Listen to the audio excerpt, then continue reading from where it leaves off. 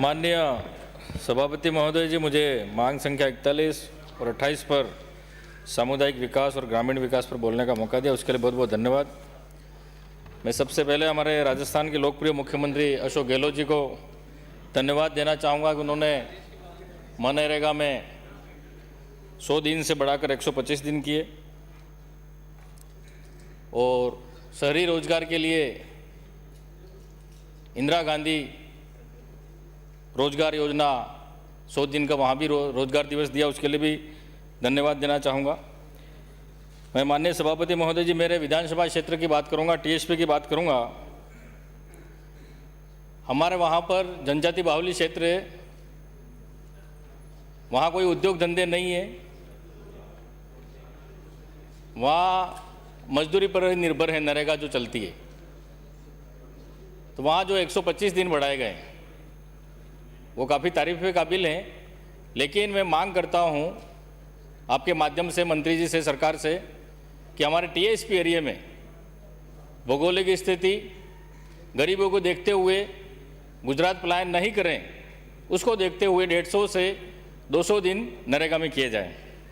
इसी के साथ सभापति महोदय जी, मैं ये भी मांग करूँगा कि मेट, कारीगर, इनका भुगतान समय पर नहीं होता है। 2-2 साल, 2.5 साल हो जाते हैं, लेकिन इनका समय पर भुगतान नहीं हो पा रहा है। और जो लेबर है, कहीं न कहीं जो ऑनलाइन अटेंडेंस ली जा रही है, कहीं तो चलो नेटवर्क चलता है, लेकिन हमारे गांवों में बात भी नहीं हो पाती है। जैसे पाली छोड़ा है, माल माथा है, जैसे जींजवा है, ऐसे गांवों में वह मोबाइल ही नहीं पकड़ता है, तो वहाँ अटेंडेंस ऑनलाइन कैसे होगी सर? तो मैं आपके माध्यम से मंत्री जी से निवेदन करना चाहूँगा कि ये ऑनलाइन जो अटेंडेंस ली जा रही है उसको टीएसपी क्षेत्र में बंद किया जाए, उनको ऑफलाइन अटेंडेंस ली जाए। जहाँ सिटी के आसपास जो पंचायतें हैं, अगर वास्तविक में वहाँ नेटवर्क पकड़ता हो तो ऑफलाइन और ऑनलाइन दोनों अटेंडेंस के लिए लागू की जाए। मैं सामग्री भुगतान भी समय पर नहीं होता है कि वो ठेकेदार जो होता है वो समय पर फिर सीमेंट डालता नहीं है, रेती डालता नहीं है, पत्थर डालता नहीं, वो समझता है कि पहले वाले मेरे तो पैसे अभी तक आए नहीं है। तो इससे काफ़ी विकास में दिक्कत आ रही है। पंचायत में जो सामग्री समय पर वो ठेकेदार डालता नहीं है तो कई विकास में बाधा होती है। तो मैं चाहूँगा कि समय पर सामग्री का भी भुगतान हो जाए। इसी के साथ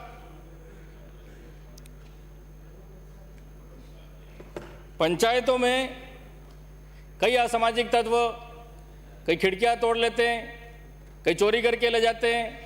तो कई पंचायतों में सुरक्षा गार्ड हैं और कई पंचायतों में सुरक्षा गार्ड नहीं है। तो वहाँ ऐसी स्थितियाँ बन रही है। और जहाँ सुरक्षा गार्ड लगे हुए हैं उनका भी मानदेय बहुत कम है और वो भी प्लेसमेंट एजेंसी वाले बहुत समय बाद देते हैं और काट के पैसा देते हैं। तो जो सुरक्षा गार्ड लगे हुए हैं उनका भुगतान बढ़ाया जाए और जिस पंचायत में सुरक्षा गार्ड नहीं लगे हुए वहाँ पर सुरक्षा गार्ड लगाए जाए। ये मैं आपके माध्यम से मंत्री जी से, सरकार से मांग करना चाहूँगा। इसी के साथ हर पंचायत में पंचायत सहायक और कोविड हेल्थ सहायक लगाए हुए हैं, तो उनका भुगतान भी पंचायत पर है, सरपंच पर है। उस पंचायत में पैसा ही जनसंख्या के आधार पर एफएफसी, एसएफसी का आता है, जो बोल इतना नहीं आता है जो इनका भुगतान कर सके। इनके लिए पंचायत सहायक और पंचायत कोविड सहायक के लिए अलग से बजट के आवंटन की व्यवस्था की जाए। और इन पंचायत सहायक को इनकी काफ़ी मांग भी है कि इनका मानदेय बढ़ाया जाए और इनको नियमित स्थायीकरण किया जाए। माननीय सभापति महोदय जी, सभी साथियों ने बात की कि सरपंच संघ ने उनकी मांगों को लेकर हमें ज्ञापन दिया, तो मैं भी इनका समर्थन करता हूं कि सरपंचों की जो भी मांग है, जो भी इनकी जो 12 सूत्री 13 सूत्री जो भी मांग है उसका पूरा कराया जाए। जैसे सरपंच, पंचायत समिति सदस्य, जिला परिषद सदस्य, इनका मानदेय बढ़ाया जाए, साथ ही उसमें प्रतिवर्ष 10% की वृद्धि भी की जाए। एक सभापति महोदय जी, हमारे टीएसपी एरिया में एक वो झाड़ ऐसा उगा है, उसमें पीले लाल ऐसे फूल आते हैं, वो हमारे वागड़ी में उसको गेबरा कहते हैं, लेकिन वो गाँवों में इतने फैल गए हैं, बंजर भूमि पे, पहाड़ पे, खेतों में, मेड़ पर, तो उसको गाय खा जाए तो गाय की चमड़ी खुल जाती है, अगर भैंस खा जाए तो भैंस की भी चमड़ी गई, बकरी खा जाए तो बकरी भी मर जाती है। तो क्यों न नरेगा के माध्यम से, नरेगा की लेबर के माध्यम से उन झाड़ियों को जो भी हैं उनको साफ सफाई की जावे, वो निकाले जावे। ऐसा ये भी एक इसमें माननीय मंत्री महोदय जी टीएसपी एरिया में इसको नरेगा के माध्यम से वहाँ के प्रशासन को कह के कि भाई इनको साफ सफाई कराई जाए, ये आप ऐसा निर्देश कंक्लूड करें सर। 1 मिनट 2 मिनट तो बोलने दो। 2 मिनट में कर दें सर। हमारे वहाँ डूंगापुर में बारिश ज़्यादा होती है, लेकिन वो पूरा पानी चला जाता है गुजरात में। हमारे पहाड़ी उबड़ खाबड़ ज़मीनें, वाइनीगढ़ की भी आवश्यकता है, चेक डैम की आवश्यकता है, लेकिन जो पुराने कुएं हैं उनको नरेगा के माध्यम से घेरा कराई जाए और चारों तरफ पक्की मुंडेर कराई जाए, क्योंकि एक बेचारा गरीब व्यक्ति होता है, वो मेहनत करके पैसा लगाता है, 25,000 50,000 कुआं घेरा करता है, लेकिन बारिश आती है वो कुआं वापस धंस जाता है। वो की वही स्थिति उसकी हर साल होती है। तो मैं माननीय मंत्री महोदय से निवेदन करना चाहूँगा कि नरेगा के माध्यम से जो पुराने कुएं हैं वो घेरे कराए जाए और चारों तरफ पक्की मुंडेर की जाए, तो उससे कोई इंसान भी उस कुएं में नहीं गिर पाए और कोई जानवर भी नहीं गिर पाए। तो हर साल बारिश के वक्त जो गिर जाता है, धंस जाता है, वो नहीं गिरे। ये मंत्री जी से मांग करना चाहूँगा। मैं माननीय सभापति महोदय जी, मैं एक ये भी मांग करना चाहूँगा कि अभी गर्मी आने वाली है और हैंडपम्प मिस्त्रियों को काफ़ी कमी है।